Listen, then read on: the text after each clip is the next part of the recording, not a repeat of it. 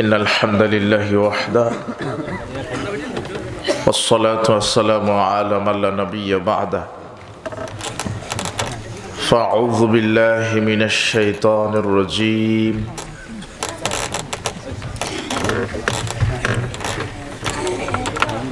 ولقد بعثنا في كل أمة رسولا أن يعبدوا الله واجتنبوا الطاغوت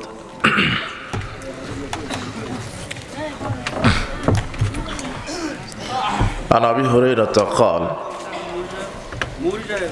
قال رسول الله صلى الله عليه وسلم والذي نفس محمد بيده لا يسمع بأحد من هذه الأمة يهودي ولا نصراني ثم يموت ولم يؤمن بالذي أرسلت به إلا كان من أصحاب النار رواه مسلم. عن ثوبان قال قال رسول الله صلى الله عليه وسلم لا تزال طائفة من أمتي ظاهرين على الحق لا يضرهم من خذلهم حتى يأتي أمر الله وهم كذلك رواه مسلم.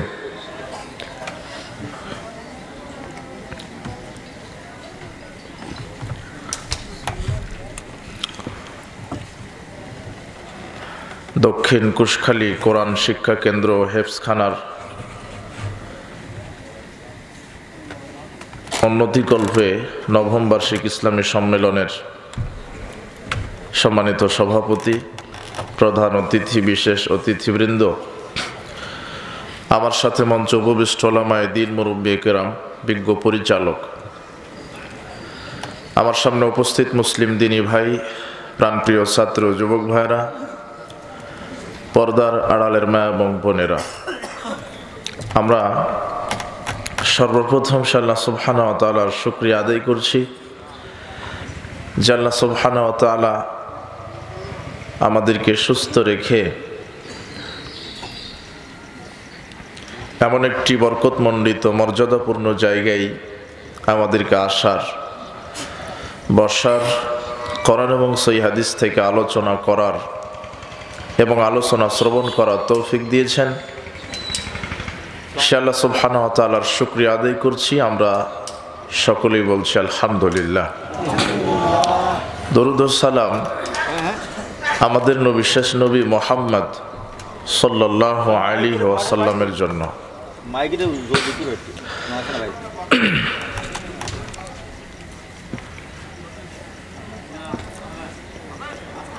আমরা আজকের ইসলামী সম্মেলনের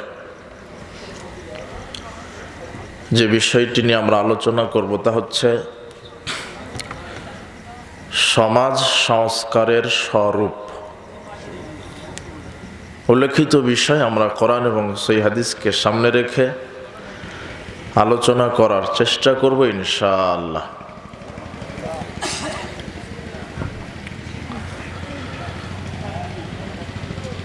আমরা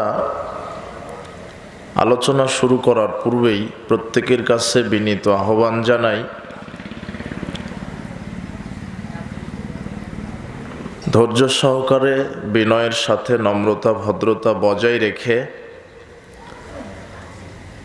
আজকের ইসলামী সম্মেলনকে মূল্যায়ন করার চেষ্টা করবেন। আর রাত অনেক হয়ে গেছে, এখন মাহফিলগুলি শেষ হয় আর এখন শুরু হলো। আমি ভাইদেরকে বললাম আমি এখানে এসে পৌঁছাইছি এই মাঠে 11টা 3 মিনিটে। তা আমি বললাম এখন আমাকে উঠায় দেন। আমার সময় ছিল 11টা থেকে। আল্লাহ সুবহানাহু ওয়া তাআলা অনেক আগে আসতাম, কিন্তু আল্লাহ যেটা চান তা হয়, মানুষ যা চায় সেটা হয় না। আমি প্রায় জ্যামে ছিলাম 2.5 ঘন্টার মতো রাস্তায়, ওখানে সময় লেগে গেছে। না হলে অনেক আগে আসতাম, কিন্তু আমাকে ভাইয়েরা বলেছে যে আপনার সময় 11টা। 2.5 ঘন্টা জ্যামে থাকার পরও আল্লাহ আমাকে 11টায় পৌঁছায় দিয়েছেন, আলহামদুলিল্লাহ। কিন্তু ইনারা আমাকে 11টায় দিতে পারেননি। আমি বললাম যে আমি গাড়িতেই খেজুর খেয়েছিলাম, পানি খেয়েছি, আমি আলহামদুলিল্লাহ প্রস্তুত আছি কথা বলার। তো ওনারা আমাকে কি বললেন যে এখনো আদায় হয়নি। মানে আমি বললাম যে এতক্ষণ কি করলেন?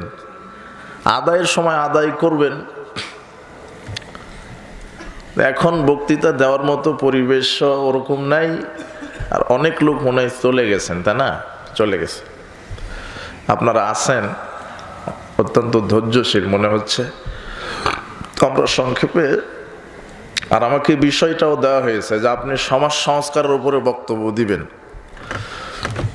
তো আমরা এই বিষয়কে সামনে রেখে আমরা কিছু আলোচনা করার চেষ্টা করব ইনশাআল্লাহ। আল্লাহ সুবহানাহু ওয়া তাআলার নিকটে আমরা প্রথমেই দোয়া করি, প্রতিপালক, আজকের ইসলামী সম্মেলনকে তুমি আমাদের জন্য দুনিয়াবী কল্যাণ এবং পরকালীন নাজাতের উসিলা হিসেবে কবুল করে নাও। আমিন। যত নারী পুরুষ এসেছে আল্লাহ তুমি তাদের বিগত পাপ সমূহকে ক্ষমা করে দাও। তাদেরকে কোরআন এবং সহিহ সুন্নাহর সঠিক জ্ঞান এবং কোরআন এবং সহিহ সুন্নাহর আলোকে জীবন পরিচালনা করার তৌফিক দান করো। আমরা যেন প্রত্যেকেই মৃত্যুর সময় ঈমান নিয়ে কবরে যেতে পারি, সেই তৌফিক তুমি দান করো। সমাজ সংস্কার, সংস্কার বলতে কি বুঝেন আপনারা?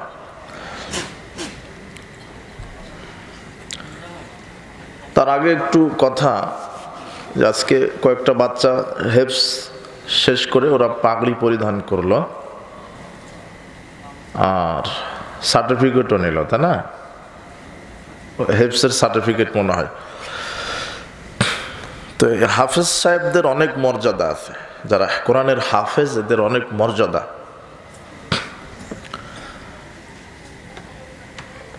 বিচারের মাঠে আল্লাহ সুবহানাহু ওয়া তাআলা হাফেজদেরকে বলবেন, ইউকালু লিসাহিবিল কোরআন, কোরআনের হাফেজদেরকে আল্লাহ বলবেন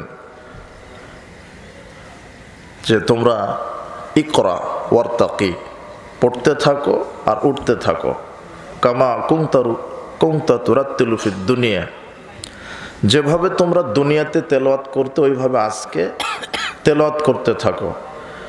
ফাইন্না মানজিলাকা ইনদা আখির আয়াত, আজকে তুমি যত আয়াত পড়তে থাকবে আমি তোমাকে তত তলা জান্নাতে বিল্ডিং দান করব। তাহলে কোরআন মাজিদের আয়াত ৬২৩৬। তো কোনো হাফেজ সাহেব যদি ৬২৩৬টা আয়াত তেলাওয়াত করে তাহলে কত তলা ফ্ল্যাট পাবে জান্নাতে? কথা বুঝেননি মনে হয়? এটা হাফেজের মর্যাদা। আর হাফেজদেরকে বলা হবে যে জান্নাত সব ছেড়ে দেওয়া হলো, যেখানে খুশি পছন্দ করে তোমরা সেখানে থাকো। ওটা হাফেজদেরকে শুধু বলা হবে। আর কয়েকটা আমল করে মারা গেলে কবরের শাস্তি হবে না। তার এক হচ্ছে, রাসূল সাল্লাল্লাহু আলাইহি ওয়াসাল্লাম বলছেন, কেউ যদি শহীদের কবরের শাস্তি হবে না। 2 নম্বর, কোনো মুসলিম নারী পুরুষ যদি জুমার দিনে অথবা রাতে মারা যায় তাহলে আল্লাহ তার কবরের শাস্তি মাফ করে দিবেন। 3 নম্বর, যে পেটের রোগে মারা গেছে, মায়াকতুল হুবাতনাহু ফালা ইউআযাবা ফি কবরিহি, রাসূল সাল্লাল্লাহু আলাইহি ওয়াসাল্লাম বলছেন, যার পেট তাকে মেরে ফেলেছে তার কবরের শাস্তি হবে না। পেটের রোগে, গ্যাস ফর্ম করে অথবা পেটের কলেরিয়া, ডায়রিয়া, পেটের যে রোগ, তাহলে তার কবরের শাস্তি হবে না। জুমার দিনে কেউ মারা গেলে তার কবরের শাস্তি হবে না। এরপরে আরেকটা হাদিস থেকে যেটা বোঝা যায়, যে ব্যক্তি কোরআন মাজিদের হাফেজকে আল্লাহ কবরের শাস্তি থেকে বাঁচিয়ে দিবেন।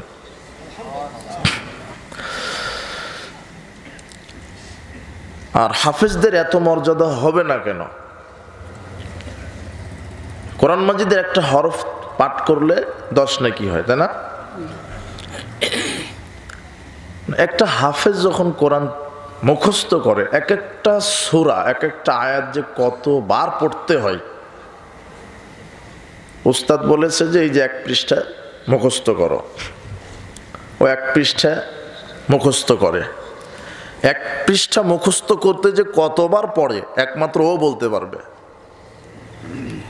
মুখস্থ করার পরে যখন উস্তাদের কাছে আসে শোনাই, তো উস্তাদ বলে এই জায়গায় ভুল হয়েছে, আবার যাও, 2টা পিটানি দিয়ে আবার কি করে, আবার গিয়ে পড়ো। কথা বুঝেনি? তাহলে 1 পৃষ্ঠাতেও 100, 200, 500 বারেরও বেশি পড়ে।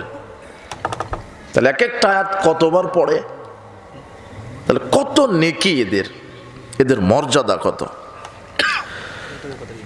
আর হাফেজের যে পিতামাতা, শুধু হাফেজদের মর্যাদা কেন, হাফেজের যে পিতামাতা এদের মর্যাদা বিচার মাঠে সবার চাইতে আলাদা। রাসূল সাল্লাল্লাহু আলাইহি ওয়াসাল্লাম বলছেন হাফেজের পিতামাতাকে বিচারের মাঠে একটা মর্যাদার মুকুট পরিয়ে দেওয়া হবে। মর্যাদার মুকুটটা এত উজ্জ্বল হবে যে মুকুটটা পরিয়ে দেওয়ার সাথে সাথে যদি দুনিয়াতে মুকুটটা পরিয়ে দেওয়া হতো তাহলে সূর্যের আলো অন্ধকার হয়ে যেত। বুঝেননি মনে হয়? মানে আপনার কাছে আছে একটা ছোট্ট লাইট, 1 ব্যাটারি লাইট, আর আরেকজনের কাছে আছে 10 ব্যাটারি লাইট। তাহলে 1 ব্যাটারি লাইট আপনি দিয়েছেন, মেরেছেন রাত্রে, ওখানে যদি 10 ব্যাটারি লাইট আবার মারে তা আপনার আলো দেখা যাবে? তো ঠিক ওরকম যে সূর্যের আলো ঠিক আছে, কিন্তু হাফেজের পিতামাতাকে যে মুকুটটা বিচার মাঠে পরিয়ে দিবেন, মর্যাদার মুকুট, আর কিছু করা লাগবে না। আপনারা শুনতে পাচ্ছেন না? একটু সুন্দর আছে, আস্তে আস্তে কথা বেড়ে যাবে ইনশাল্লাহ। মর্যাদার মুকুট, এই মর্যাদার মুকুট যদি পৃথিবীতে আসে বা বিচার মাঠে পরিয়ে দেওয়ার সাথে সাথে সূর্যের আলো কি হয়ে যাবে? নিভে যাবে। চিন্তা করেন। আর বিচার মাঠে ইহুশারুল ইয়াউমাল কিয়ামাতি হুফাতান ওরাতান গুরলান, প্রত্যেক মানুষ কবর থেকে খালি পায়ে খাতনাবিহীন উলঙ্গ অবস্থায় বিচার মাঠে উপস্থিত হবে। কি অবস্থায়? উলঙ্গ, পোশাক থাকবে না, পায়ে জুতা থাকবে না, খাতনাবিহীন, বিশেষ কোনো পরিচিতি থাকবে না। এক সময় সবার প্রথম হাদিসে আসছে যে সবার প্রথম নবীদের মধ্যে ইব্রাহিম আলাইহিস সালামকে পোশাক পরিয়ে দেওয়া হবে, সেটা অন্য ব্যাপার। কিন্তু সাধারণ যত মানুষ, নবী রাসূল ব্যতীত সাধারণ যত মানুষ পৃথিবীতে, হাজার হাজার লক্ষ কোটি মানুষ, বিচার মাঠে সবাই উলঙ্গ। কিন্তু উলঙ্গ ব্যক্তির মধ্য থেকে সর্বপ্রথম যাদেরকে পোশাক পরিয়ে দেওয়া হবে, জান্নাতের 2 জোড়া পোশাক পরিয়ে দেওয়া হবে, কিছু নারী কিছু পুরুষকে। তো আশেপাশের সবাই বলবে কি ব্যাপার, আপনাদেরকে পোশাক পরিয়ে দেওয়া আছে কেন? তখন ওনারা বলবেন ফালা নাদরি, আমরাও জানি না কেন আমাদেরকে পোশাক পরিয়ে দেওয়া হলো।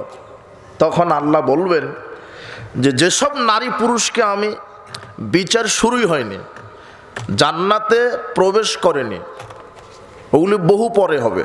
শুধু কবর থেকে বিচার মাঠে উলঙ্গ হয়ে উঠেছিল, কিন্তু প্রথম 1 শ্রেণীর নারী পুরুষকে জান্নাতের 2 জোড়া করে কাপড় পরিয়ে দেওয়া হবে। এটা দেখে সাধারণ মানুষ বিচার মাঠে ওরা বলা বলি করবে যে কি ব্যাপার, আপনাদেরকে জান্নাতের পোশাক পরিয়ে দেওয়া হলো কেন? তো যাদেরকে পরিয়ে দেওয়া হয়েছে ওরাও বলতে পারবে না যে কেন।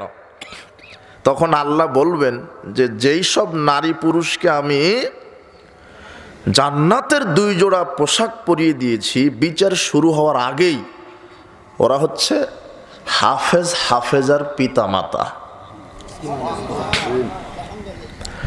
এই যে 5টা বাচ্চা পাগড়ি নিল, তা না? পাগড়ি নিল 5 জন না কয়জন? 5 জন। 5 জন বাচ্চার চেহারা দেখেছেন, মনে হচ্ছে কাঠের মতো, তাই না? ঠিক মতো খায় না, ঘুম হয় না, ভালো খেতে পারে না, ভালো পড়তে পারে না। আমার মনে হয় না যে 5 জন ছেলের পিতা কি করে, কারো জজ ব্যারিস্টার বা কোনো আর্মি পুলিশ আছে নাকি, মনে হয় না। আমার মনে হয় যে কারো পিতা ভ্যান চালিয়ে খায়, আবার কারো ভিক্ষা করে খায়, আবার কারো মানুষের বাড়িতে কাজ করে করে হাফেজ তৈরি করছে। কিন্তু ওনারা তাদের সন্তানকে হাফেজ বানাবে না, বানায় হলো ডাকাত আর জানোয়ার। পেটে আসার আগে ওরা নিয়ত করে যে ইঞ্জিনিয়ার বানাবো। কি বানাবো? পেটে আসেইনি, বলছে যে একে ডাক্তার বানাবো। আদর্শ পিতামাতার বৈশিষ্ট্য, সে আল্লাহকে বলবে রব্বি হাবলি মিনাস সলিহিন, হে রব আমাকে সৎ সন্তান দান করো। স্ত্রীর গর্ভে যখন বাচ্চাটা আসবে, একজন প্রকৃত আদর্শবান পিতামাতা প্রথম নিয়ত করবে, আল্লাহ আমার এই সন্তানকে বড় আলেম তৈরি করো।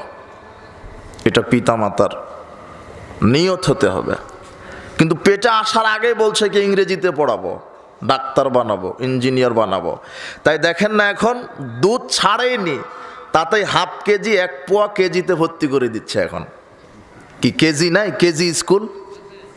বুঝেন না মনে হয়? আপনার সাতক্ষীরার মানুষ বুঝেন, বুঝতে পারছেন আমার ভাষা? সাতক্ষীরার মানুষ তো স্ট্যান্ডার্ড, স্মার্ট, সাতক্ষীরার ঐতিহ্য আছে। একটু ধৈর্যশীল হবেন। আমি কিন্তু বক্তা না, ওয়াজও করতে পারি না। এই জন্য প্রথমে বলে নি, আপনারা একটু ধৈর্য সহ কষ্ট করে আমার কথাগুলো একটু শুনবেন। বক্তা মানে গরম বক্তব্য দিয়ে ওয়াজ করে হাসি কান্না সুর, কথা বুঝেননি? মানে মানুষকে ধরে রাখার একটা ক্যাপাসিটি থাকতে হবে, কিন্তু সেটা কিন্তু আমাদের ভিতরে নাই। তো একটু ধৈর্য ধরবেন। দুধ ছাড়ার সাথে সাথে বলছে যে কিন্ডার গার্ডেনে দাও, নার্সারিতে দাও, প্লেতে দাও, কেজিতে দাও। তাই কি হচ্ছে না এখন প্রতিযোগিতা? ওকে ইংরেজিতে পড়ানো লাগবে, ওকে ডাক্তার বানাতে হবে, ইঞ্জিনিয়ার বানাতে হবে, সচিব বানাতে হবে, ক্যাডার বানাতে হবে, বড় অফিসার বানাতে হবে। এই ধান্দায় সব পিতামাতা নেমেছে। কিন্তু তাই বলে আমি কেজি কিন্ডার গার্ডেন এগুলি পড়াতে নিষেধ করিনি। এই জন্য বাংলাদেশে যত কেজি কিন্ডার গার্ডেন আছে, সবার প্রত্যেক শিক্ষা প্রতিষ্ঠানের পরিচালকদেরকে বলবো, আপনারা পড়ান, ABCD 1 2 ক খ গ পড়ান, কিন্তু কোরআন এবং হাদিসের সিলেবাসটা যেন থাকে। কেননা আল্লাহ বলছেন ইকরা বিসমি রাব্বিকাল্লাযী খলাক। আগে আমার সন্তান পড়বে আল্লাহর নামে শিক্ষা। কার নামে? যেই বিদ্যা শিক্ষা করলে আল্লাহর পরিচয় জানা যায়, রাসূল সাল্লাল্লাহু আলাইহি ওয়াসাল্লামের পরিচয় জানা যায়, পরকাল চেনা যায়, জান্নাত চেনা যায়, জাহান্নাম চেনা যায়, হক বাতিল চেনা যায়, হালাল হারাম চেনা যায়, সুন্নাত বেদাত শিরক তাওহীদ চেনা যায়, ওই শিক্ষা আমার সন্তানকে আগে দেওয়া ফরজ।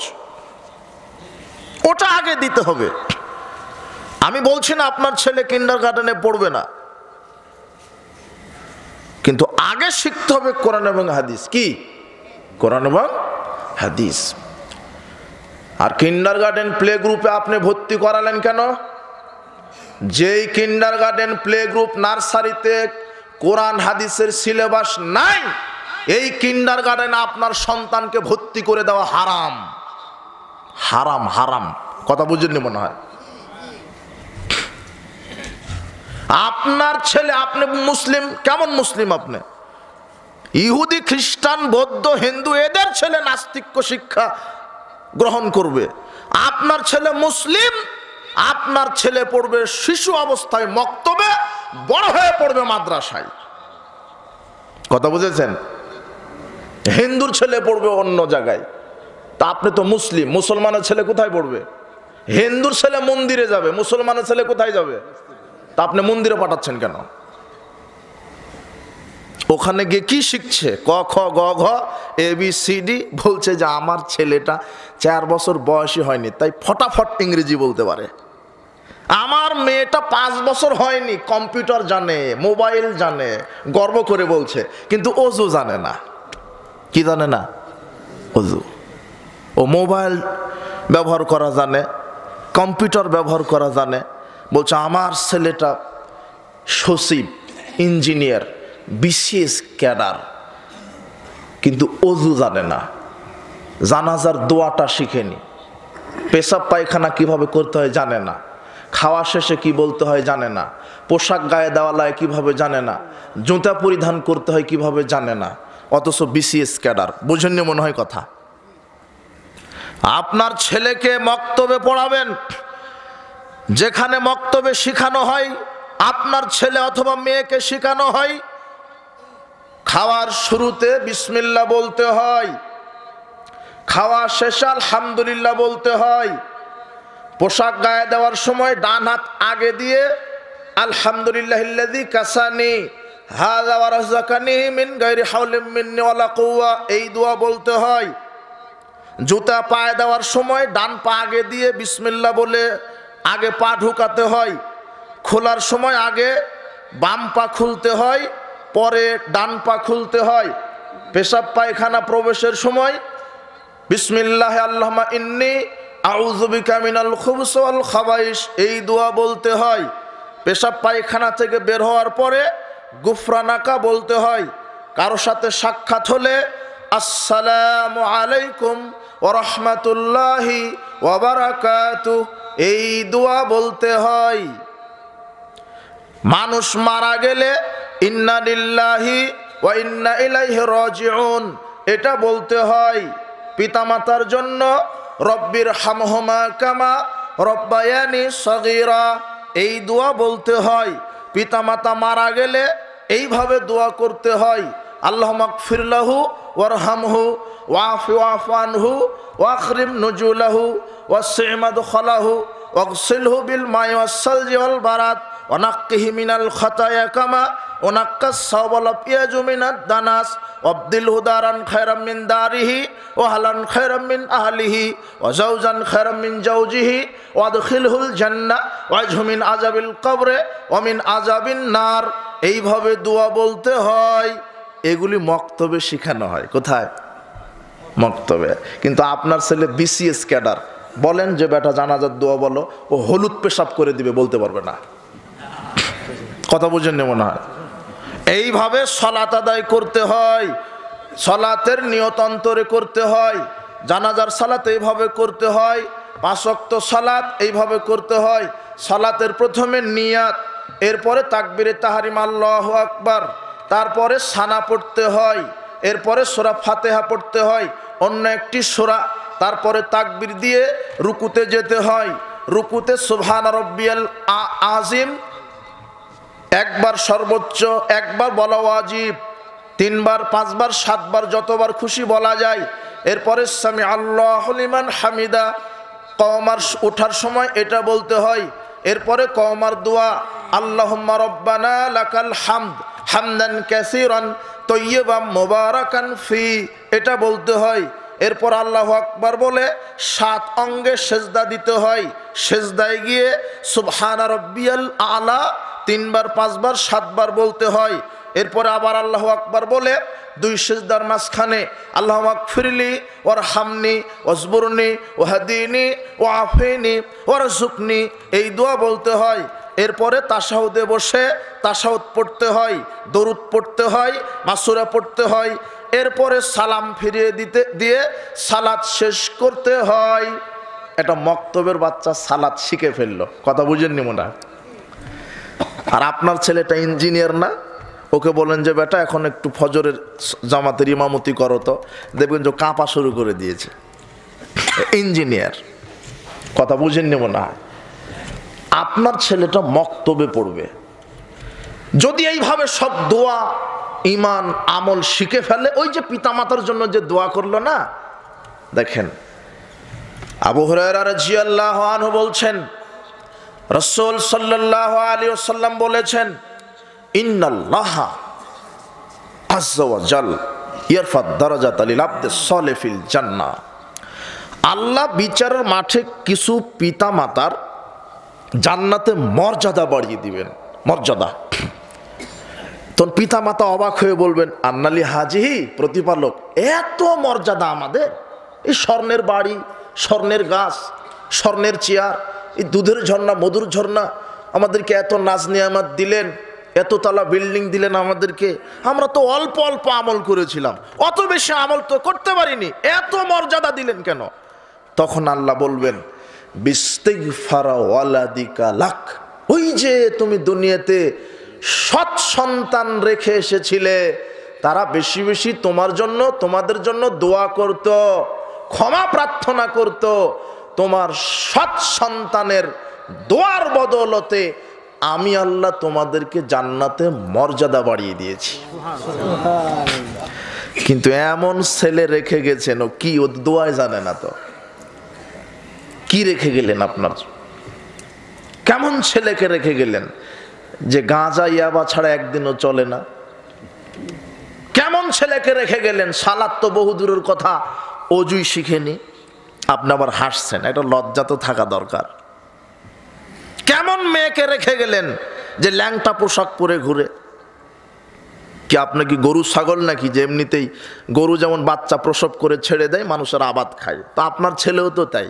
আপনার স্ত্রী শুধু প্রসব করে ছেড়ে দিয়েছে, যেদিন থেকে হাঁটা চলা ধরেছে সেদিন থেকে এক জায়গায় ক্যারাম খেলে, লুডু খেলে, ছক্কা খেলে, তাস খেলে, জুয়া খেলে, বিড়ি খায়, সিগারেট খায়, গাঁজা খায়, অমুক নারীর সাথে ঘুরে, অমুকের সাথে বদমাশি করে, টেন্ডনবাজি করে, সন্ত্রাসী করে, মদ খায়।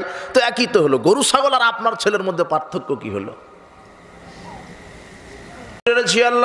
বলেন রাসূল সাল্লাল্লাহু আলাইহি ওয়াসাল্লাম বলেছেন, মান আলা খালাসা বানাতিন, যেই পুরুষ মানুষের 3টা কন্যা সন্তান আছে, যেই পিতার 3টা কন্যা সন্তান যেই পিতা বড় করেছে, ফাদ্দাবাহুন্না, মেয়েদেরকে সুন্দর শিষ্টাচার শিক্ষা দিল, ওয়াজাওয়াজুহুন্না, মেয়েদেরকে সৎ ছেলের সাথে বিবাহ দিয়ে দিল, ওয়াহাসানা ইলাইহিন্না, মেয়েদের সাথে সদাচরণ করলো, ফালাহুল জান্নাহ, ওই 3 কন্যার বাপের উপর আল্লাহ জান্নাতকে ওয়াজিব করে দিল।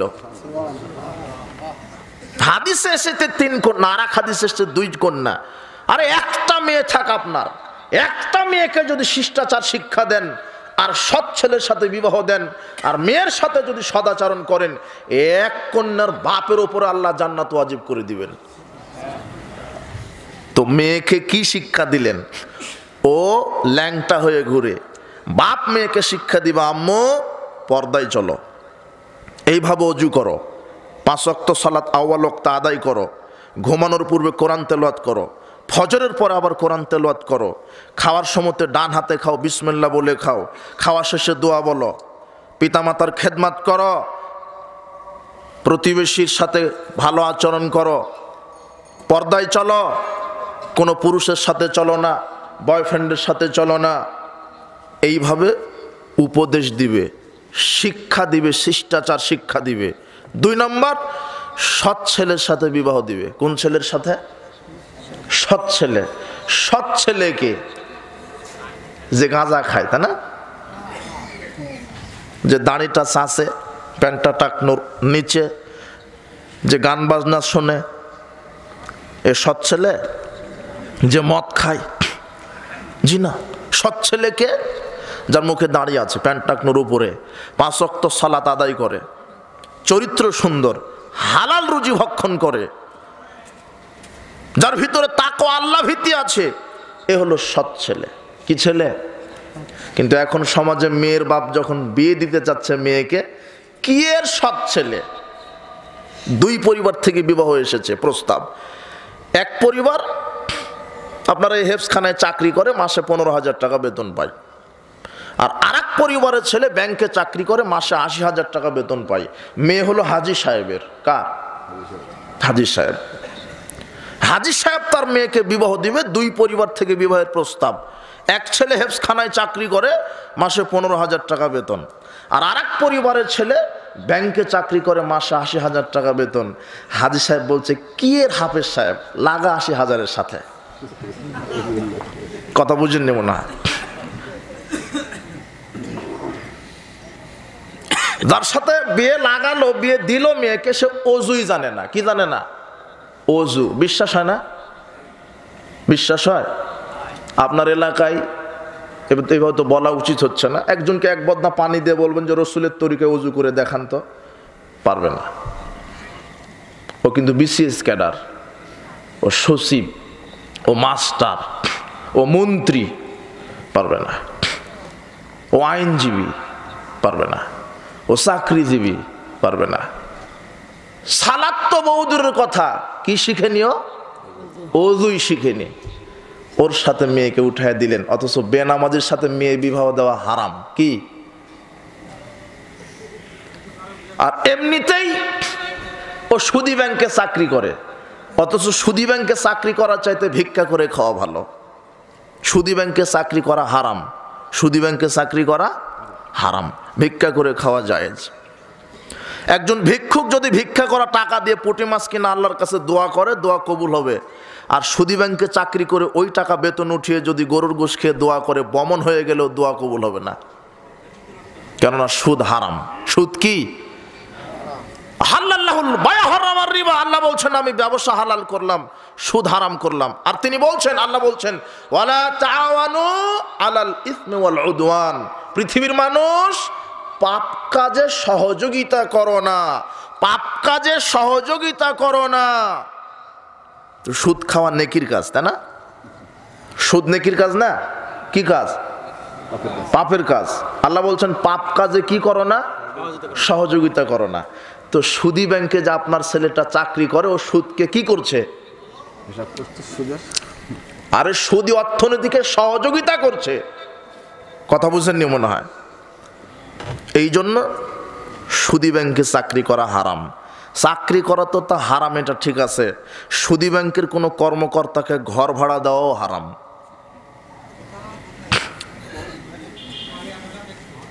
কথা বুঝেননি মনে? এখন বলবেন যে সবাই তো সুদখোর, তাহলে কি করব? তাহলে ভিক্ষা করবেন।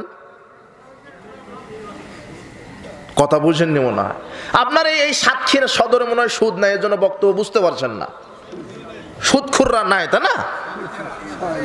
হ্যাঁ, ওই যে সকাল হলে বউকে পাঠিয়ে দেন, ব্যবসা বউকে দিয়ে কিস্তি দেওয়ার জন্য পাঠিয়ে দেন না, ও আপনি গেলে হবে না, আপনি যান, টাকা দিবে না, বউকে আনা লাগবে। কথা বুঝেননি মনে হয়। লানা রাসূলুল্লাহ সাল্লাল্লাহু আলাইহি ওয়াসাল্লাম আকিলা রিবা ওয়া মুকিলা ওয়া কাতাবা ওয়া শাহিদা কালাম সাওয়া। আল্লাহ নবী বলছেন সুদ যে খায়, সুদ যে দেয়, সুদের লেখক, সুদের সাক্ষ্যদাতা, এরা সবাই সমান অপরাধী। দিরহামু রিবা ইয়াকুলু রাজুলু আলামা সাদমিন সিত্তাতি হালাসানা জিনিয়াতান। কোন পুরুষ ব্যক্তি যদি 1 টাকা সুদের সাথে জড়িত থাকে, 36 বার জেনা করলে যেই পাপ হবে তার চাইতে বেশি পাপ হয়। আর রিবা সাবুনা জুজান, সুদের পাপের 70টা স্তর আছে। আইসারুহা ইয়ানকাহা রাজুলু উম্মাহু, সবচেয়ে ছোট পাপ নিজের মায়ের সাথে জেনা করা। অথচ সবাই সুদের সাথে জড়িত সমাজে। দেখেন, আপনি টর্চ লাইট দিয়ে খুঁজতে হবে যে হালাল খায় কে, প্রায় হারামখোর। ব্যাংকের লোন নিয়ে বাড়ি করেছে, ব্যাংক থেকে লোন নিয়ে গাড়ি করেছে, ব্যাংক থেকে লোন নিয়ে মোটরসাইকেল কিনে, ব্যাংক থেকে লোন নিয়ে ব্যবসা করে, মুদির দোকান দেয়, মোটরসাইকেলের শোরুম, জুতার শোরুম। আরে ব্যাংক থেকে লোন নিয়ে অটো কিনে, রিক্সা কিনে। আরে ব্যাংক থেকে লোন নিয়ে এখন পানেরও দোকান দেয় মানুষ। কথা বুঝেননি মনে হয়। কি ব্যাংকের লোন কি যাকাতের টাকা দেয় সাতক্ষীরা, তাই না? কিসের টাকা? ব্যাংকের লোন কিসের? যাকাতের না, সুদের। আহা, আব্দুল্লাহ ইবনে মাসউদ রাদিয়াল্লাহু আনহু বলেন, রাসূল সাল্লাল্লাহু আলাইহি ওয়াসাল্লাম বলেছেন ইযা যাহারা ফি কারিয়াতিন আর-রিবা ওয়াজ-জিনা, যে এলাকায় যেই দেশে 2টা পাপ প্রকাশ পাবে, 1 সুদের পাপ, 2 জিনার পাপ, জারাল ফাকর আল মাসখানা, যারা এই পাপের সাথে জড়িত থাকবে তারা একদিন ভিক্ষুক এবং দরিদ্র হবেই। এ কথা মুহাম্মদ সাল্লাল্লাহু আলাইহি ওয়াসাল্লাম বলছেন। সুদখোর যে সে আজ হোক কাল হোক ভিক্ষুক হবেই। যে জেনার সাথে জড়িত, স্ত্রী থাকার পরও পরনারীর সাথে জেনা করে, স্বামী থাকার পরও পরপুরুষের সাথে যারা জেনা করে, আজ হোক আর কাল হোক এরা ভিক্ষা করে খাবেই। যে সুদের সাথে জড়িত, যত বড় সুদী মহাজন হোক, ও আজ হোক আর কাল হোক ভিক্ষা করে খাবে, সে খাবে না তার বংশের কেউ খাবেই। এই কথা আল্লাহ বলছেন। ইয়ামহাকুল্লাহুর রিবা, আমি সুদকে ধ্বংস করে দিয়েছি। কে বলছেন এই কথা? তা আল্লাহ মিথ্যা বলেছেন। নাউজুবিল্লাহি মিন যালিক। সাবধান, কত পরিবার নষ্ট হয়ে গেছে সুদের এই অন্ধকার থাবায়। আল্লাহ এই হারাম থেকে আমাদেরকে হেফাজতে রাখুন, আল্লাহুম্মা আমিন। সুদ হারাম, সুদ হারাম, প্রায় সমাজে হারাম খায়। তো যাক, এই কথা নয়, কথা হচ্ছে যে আপনার ছেলে মেয়েকে শিষ্টাচার শিক্ষা দিবেন, মেয়েকে আদব শিক্ষা দিবেন, 1, 2 মেয়েকে সৎ ছেলের সাথে বিবাহ দিবেন, 3 সন্তানের সাথে মেয়েদের সাথে ভালো আচরণ করবেন। কোনো পিতা যদি 3টা দায়িত্ব পালন করতে পারে, তাহলে ওই পিতার উপরে আল্লাহ জান্নাতকে ওয়াজিব করে দিবেন। জান্নাত ওয়াজিব। তাহলে ছেলে মেয়েকে শিষ্টাচার শিক্ষা দিতে হবে, ছেলে মেয়েকে দিন শিক্ষা দিতে হবে। এই জন্য ওই কিন্ডারগার্টেনে ভর্তি করবেন না মক্তবে ভর্তি করবেন। কথা বুঝেননি মনে হয়? মাদ্রাসায় না হাই স্কুলে? আপনার ছেলে মাস্টার ডিগ্রি পাস করার পরে বলছে ডান হাতে, এটা ডান হাতে তো বাম হাতে খাওয়া স্টাইল, এটা স্টাইল, ও বাম হাতে খাচ্ছে। ও তো মুসলমানের বাচ্চা। কিন্তু আপনি যে সিলেবাস পড়িয়েছেন ওর তো নাস্তিকের তৈরি করা সিলেবাস। ওই সিলেবাস পড়ে ক্যাডার হয়ে, সচিব হয়ে মোটা অঙ্কের বেতন পাওয়ার পরে বলছে দাড়ি রাখতে হবে, বোরখা পড়তে হবে। এগুলো তো গরিব মানুষের কাজ। বোরখা পড়বে গরিব যারা। আমি ধনী মানুষ, হাজার লক্ষ লক্ষ টাকার মালিক, আমার চামড়া সাদা, বোরখা পরে ঢেকে রাখবো কেন? আমার সাদা চামড়া, এত সুন্দর চেহারা, ডানা কাটা পরি, আমি হলো জনগণের সম্পদ। কথা বুঝেন যেমন না? একটা নারী বোরখা পরে মানে ওর দেহটা হেফাজত করছে। ও মনে করছে না আমি একটা পুরুষের সম্পদ, সে হলো আমার স্বামী। সুবহানাল্লাহ। আর যেই নারীটা ল্যাংটা হয়ে চলছে, এ মনে করছে যে না না, এটা আমার একটু শরীরে এত সুন্দর চেহারা, আমার ঢেকে রাখলে দেখবে কি মানুষ? আচ্ছা বলেন তো, যে খোলা রেখেছে ও মানুষকে দেখানোর নিয়তেই না? কথা বুঝেননি মনে হয়? নাহলে তো ঢেকে রাখতো। দুই শ্রেণীর মানুষ আছে পৃথিবীতে যাদের জন্য দোয়া করা হারাম। কয় শ্রেণী? দুই শ্রেণীর মানুষের জন্য দোয়া করা হারাম। দোয়া বুঝেন? আল্লাহ লোকটাকে ক্ষমা করো, আল্লাহ লোকটার উপরে রহম করো, আল্লাহ লোকটাকে বারাকা দান করো, আল্লাহ লোক এই ব্যক্তির উপরে তুমি কল্যাণ নাজিল করো, আল্লাহ লোকটাকে তুমি সুস্থ করে দাও। এগুলি কি করছেন আপনি? দোয়া। কিন্তু দুই শ্রেণীর মানুষ আছে, এদের জন্য দোয়া করা কি যাবে না। তার এক হচ্ছে হারামখোর। কি খুর? কি খুর? হারামখোর। হারাম কে খায়? হারামখোরকে যে বিড়ি খায়, সিগারেট খায়, জর্দা খায়, গোল খায়, আলাপাতা খায়, ইয়াবা খায়, ফেন্সিডিল খায়, এলো হলো হারামখোর। এ কি খুর? যে বিড়ি খায়, জর্দা খায়, গোল খায়, হারামখোর। সুদ ঘুষ দুর্নীতি যারা করে হলো হারামখোর। এদের জন্য দোয়া করা কি হারাম। আপনাকে দলিল দিয়ে যাই, হুজুরকে পড়তে বলেন। সহিহ মুসলিমের 423 নম্বর হাদিস। আব্দুল্লাহ ইবনে ওমর বলছেন, আমি ইবনে আমেরকে দেখতে গেলাম। ইবনে আমের এক লোক। তো ইবনে আমেরের বাড়িতে যখন ঢুকলাম, তখন ইবনে আমের আমাকে দেখেই বললেন, আলা তাদউল্লাহ আলী, হে আব্দুল্লাহ ইবনে ওমর, আপনি আল্লাহর কাছে আমার জন্য একটু দোয়া করেন। তখন আব্দুল্লাহ ইবনে ওমর বলছেন, ওয়া কুনতা আলাল বাসরা, আপনি তো বসরার মন্ত্রী ছিলেন। বসরার মন্ত্রী থাকা অবস্থায় জনগণের চাল, গম, ভুট্টা, সোয়াবিন তেল, সরষের তেল, রড, সিমেন্ট সব জম্মের চুরি করা করছেন। কাজে আপনার জন্য দোয়া চলবে না। দলিল পেলেন? খালি আপনার জন্য করা লাগবে নাকি? সুদখুর জুমার দিনে এসে হুজুরকে বলছে, হুজুর একটু মেরে দেন, একটু লম্বা দোয়া। ওর জন্য দোয়া করা কি চলবে না। যারা সুদখুর, ঘুষখুর, হারামখুর, বিড়িখুর, সিগারেটখুর, জর্দাখুর, গোলখুর, এরা হলো হারামখুর। এদের জন্য দোয়া করা কি হারাম। আর আরেক শ্রেণী হচ্ছে এই যে ল্যাংটা মহিলা জাত, যারা ল্যাংটা, উলঙ্গ, যারা বেহায়া, বেশরমা, যাদের মাথার কাপড় থাকে না, শরীরে কাপড় থাকে না, ল্যাংটা পোশাক পরে রাস্তাঘাটে ঘুরে কত পুরুষের ইমান আমলকে নষ্ট করছে। আল্লাহ নবী বলছেন মুসনাদ আহমদ, এই দলিলও নেন, আপনি পড়েন, পড়াশোনা করেন, শুধু হা করে বক্তব্য শুনেন না, পড়াশোনা করেন। হুজুরকে পড়তে হবে। মুসনাদ আহমদের 7083 নম্বর হাদিস। আল্লাহর নবী বলছেন, ইল আনুহুন্না, উলঙ্গ নারীদেরকে দেখার সাথে সাথে তোমরা অভিশাপ দাও। কি দাও? ফাইন্নাহুন্না মালউনাত, কেননা ওরা আল্লাহর পক্ষ থেকে বিশেষ স্পেশালিস্ট ভাবে এরা অভিশপ্ত। কি এরা অভিশপ্ত?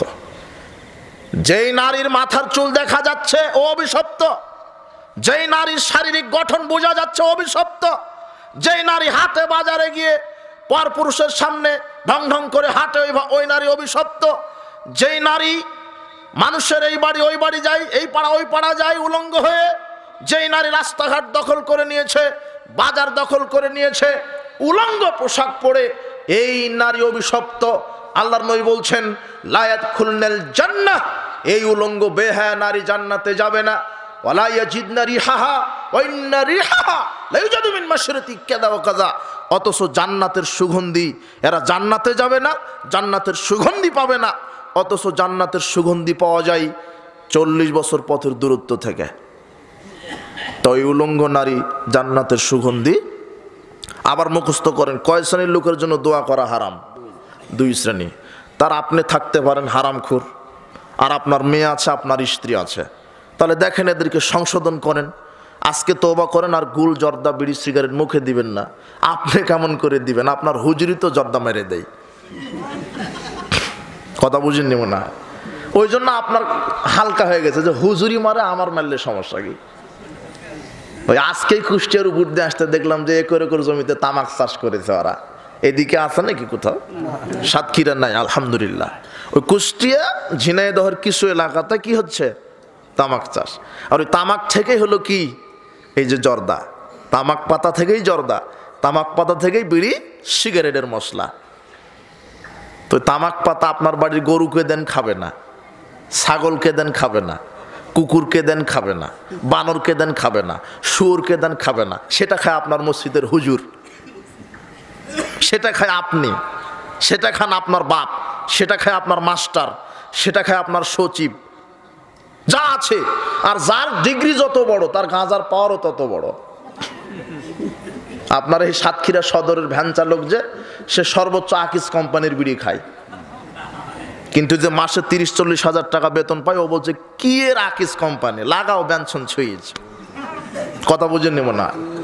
আর যে হাজার হাজার কোটি টাকা দুর্নীতি করছো, কি এর বেনশন সুইচ, লাগাও বাংলা ইংরেজি। বেতন যার বেশি, গাঁজার পাওয়ার তত কি বেশি।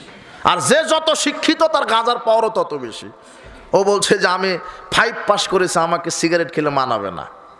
আর ওই ছেলেটা বলছে যে আমি ঢাকা বিশ্ববিদ্যালয়ে ফারেক, আমাকে কি খেতে হবে?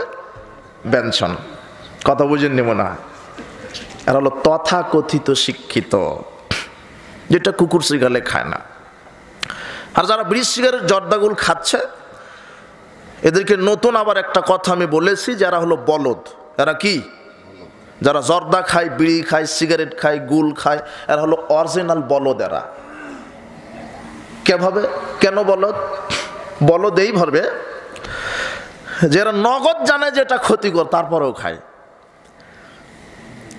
একটা দোকানে গিয়ে বলছেন যে আমাকে 1 প্যাকেট বিস্কিট দেন তো, ভালো ভালো কোম্পানির বিস্কিট দিবেন। তো বিস্কিটের প্যাকেট নেওয়ার পরে বিস্কিটের গায়ে লেখা আছে যে বিস্কিট পান, বিষ পান। বিস্কিট খাওয়া ক্যান্সারের কারণ।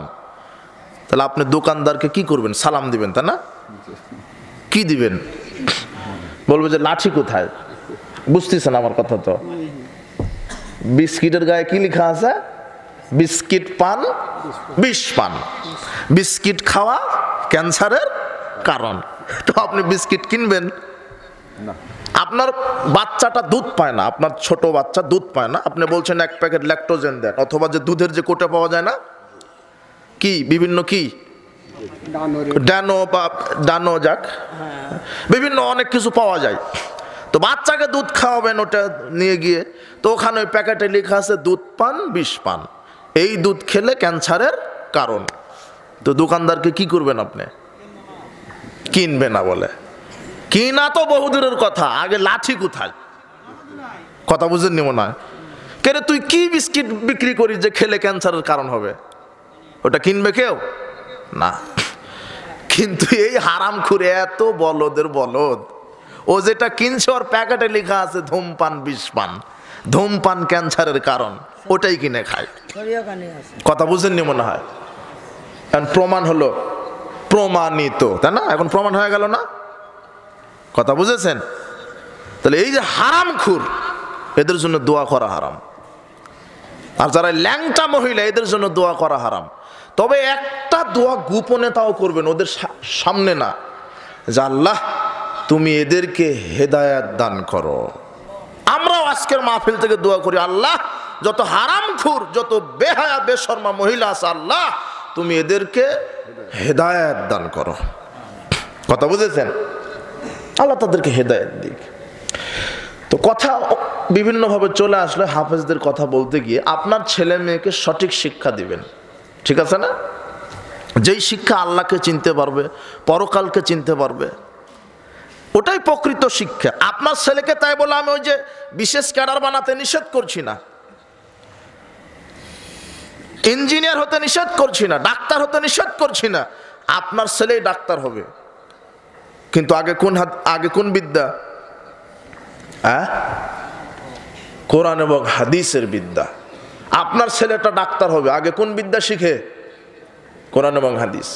আপনার ছেলেটা সচিব হবে, পুলিশ হবে, আর্মি হবে, আইনজীবী হবে, র্যাব হবে, ক্যাডার হবে, সব হবে। আপনার ছেলেই হবে, কিন্তু আগে কোন বিদ্যা শিক্ষা দিবেন?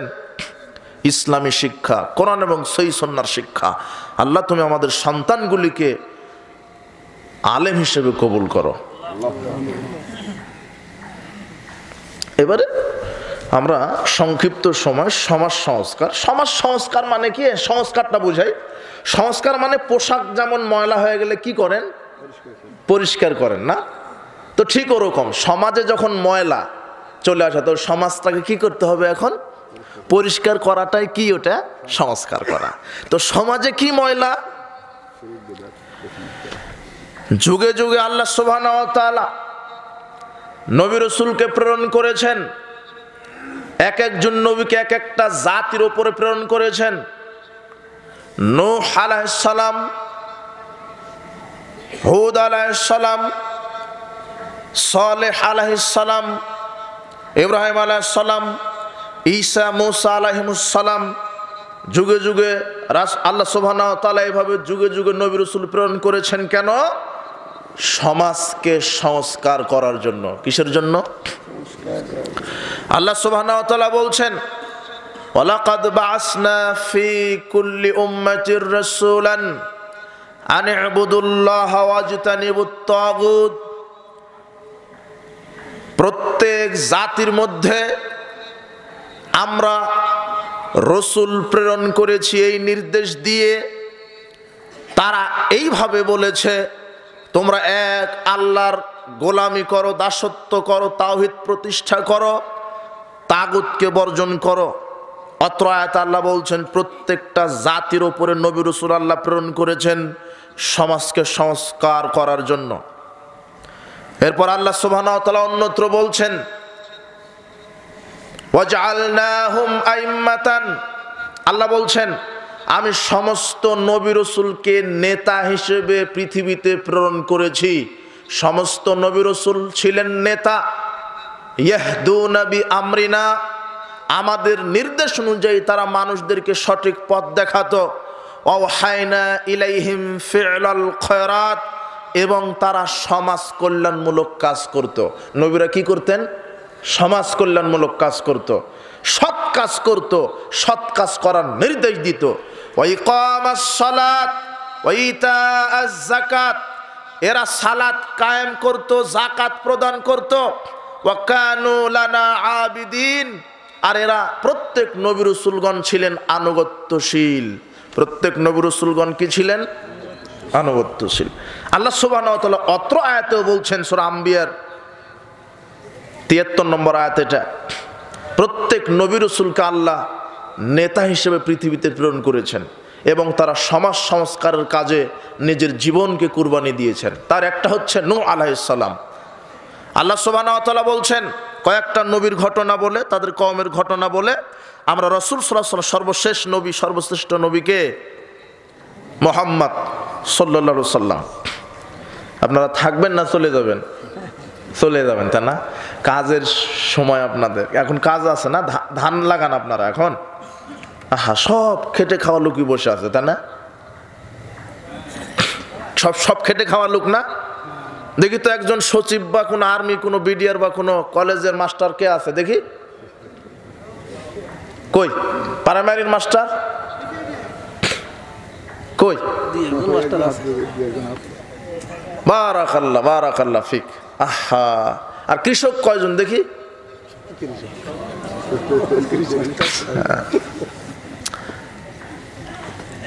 সবাই কৃষক, তাই না? আহা, এই যে রাত জেগে কোরআন শুনছেন, আবার সকালে উঠে কাজ করবেন। আল্লাহ এদের অর্থনীতিতে তুমি খাস রহমত বরকত নাজিল করো। আমিন। চাকরিজীবী ভাই আসছে, তার চাকরিতে আল্লাহ তুমি বারাকা দান করো।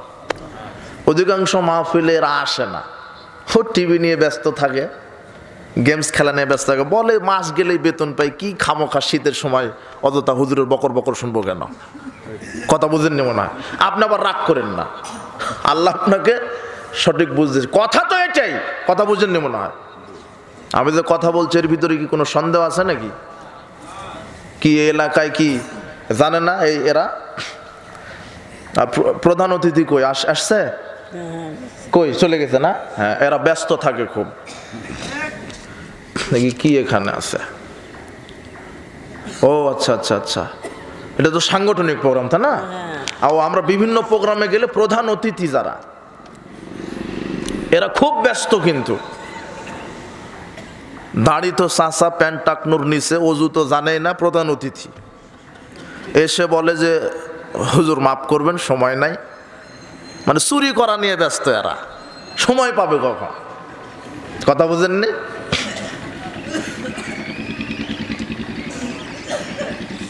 আরে নেতাদেরকে তো দিন শিখতে হবে, যে সমাজ সংস্কার, নেতা ঠিক, সমাজ পরিবর্তন হবে ইনশাআল্লাহ। পানির ট্যাঙ্কিতে যদি মরা কুকুর পড়ে থাকে, ভালো পানি আপনার সাপ্লাই হবে? ওই ট্যাঙ্কি পরিষ্কার করা লাগবে। ট্যাঙ্কি পরিষ্কার করলে কি ভালো পানি সাপ্লাই হবে। তো নেতা ঠিক করা লাগবে। কিন্তু এই নেতারাই আসে, কোন দিক দিয়ে আসে কোন দিক দিয়ে চলে যায়, মাহফিল কমিটি টের পায় না। এই জন্য আল্লাহ আমাদেরকে কোরআন এবং সহিহ সুন্নাহর সঠিক বুঝ দান করুন। তো সমাজ সংস্কারের কথা এখানে এইভাবে বলছি যে যুগে যুগে প্রত্যেক নবী রাসূলগণকে পাঠিয়েছেন আল্লাহ কি সংস্কার করার জন্য? সমাজ। আমাদের নবী মুহাম্মদ সাল্লাল্লাহু আলাইহি ওয়াসাল্লামকে শ্রেষ্ঠ সমাজ সংস্কারক হিসেবে পৃথিবীতে প্রেরণ করেছেন। আল্লাহ সুবহানাহু ওয়া তাআলা নূহ আলাইহিস সালামকে তার কওমের উপরে প্রেরণ করেছেন। নূহ আলাইহিস সালাম তার কওমকে দাওয়াত দিয়েছেন 50 বছর কম। কত বছর? 1000 বছর। কত বছর কম? 50 বছর কম। 1000 বছর দাওয়াত দিয়েছেন, শুধু সমাজ সংস্কারের কাজ করে গেছেন। নূহ আলাইহিস সালাম তার জাতিকে দাওয়াত দিয়েছেন। নূহ আলাইহিস সালাম আল্লাহকে বলছেন, আল্লাহ আমি দাওয়াত দিয়েছি আমার জাতিকে দিনে রাতে গোপনে প্রকাশ্যে। যখন আমি তাদেরকে দাওয়াত দিয়েছি তারা কানে আঙুল ঢুকিয়ে দিত, কাপড় দিয়ে মুখ ঢেকে নিত, আমার দাওয়াত তারা শ্রবণ করেনি, তারা শিরকে লিপ্ত ছিল। নূহ আলাইহিস সালাম বলেছেন, তোমরা এমন আল্লাহর ইবাদত করো যিনি আকাশ জমিন সৃষ্টি করেছেন, যিনি আকাশ জমিন থেকে তোমাদেরকে রুজি দেন। এভাবে নূহ আলাইহিস সালাম তার কওমকে বুঝিয়েছেন। কিন্তু তারা ষড়যন্ত্র এঁটে বলল যে না, তোমাকে আল্লাহ কেন নবী হিসেবে প্রেরণ করবেন? তোমার টাকা আছে না, পদবি আছে? সমাজে যারা টাকা নাই, পদবি নাই, এদেরকে মানুষ কিন্তু কি মূল্যায়ন করে না। একজন সুদখোর সুদী মহাজন আর একটা পটলের দোকানদার, চেয়ারটা কাকে আগে দিবে? কথা বুঝেননি মনে হয়? একটা ছেলে 20 লক্ষ টাকা ঘুষ দিয়ে চাকরি নিয়েছে, বলে চাকরিজীবীও। আর একটা ছেলে 5 লক্ষ টাকা দিয়ে চাউলের দোকান করেছে, বলে দোকানদার। কথা বুঝেননি মনে হয়? অথচ ওই হারামখোর আর এই চাউলের দোকান কি খুর? হালালখোর। এর দাম আল্লাহর কাছে কি বেশি। ঘুষখোর আছে না? ঘুষখোর আছে, সব জায়গায় ঘুষখোর, চোর ডাকাত সব জায়গায়। মসজিদ মাদ্রাসা বাদ নাই, কিন্তু মসজিদ মাদ্রাসাও তো ঘুষখোর। মাদ্রাসার যে প্রিন্সিপাল, এ হলো আরো অরিজিনাল ঘুষখোর। ও দাড়িতে কালার করে মেহেদি দিয়ে টুপি আলখাল্লা জুব্বা পরে ও প্রিন্সিপাল শিক্ষক নিয়োগ দিতে বসেছে। 2 বার হজ করা, 6 বার উমরা করা প্রিন্সিপালের। শিক্ষক নিয়োগ দিতে বসে বলছে যে 5 লক্ষ টাকা মিষ্টি খাওয়ার জন্য আমাকে দিতে হবে। মিষ্টি খাওয়ার জন্য কয় লাখ লাগে? আর যখন বলছে 5 লাখ দিতে হবে, তখন 2 বার হজ করা আছে। কথা বুঝেননি মনে হয়? মাদ্রাসার প্রিন্সিপাল 1 টাকা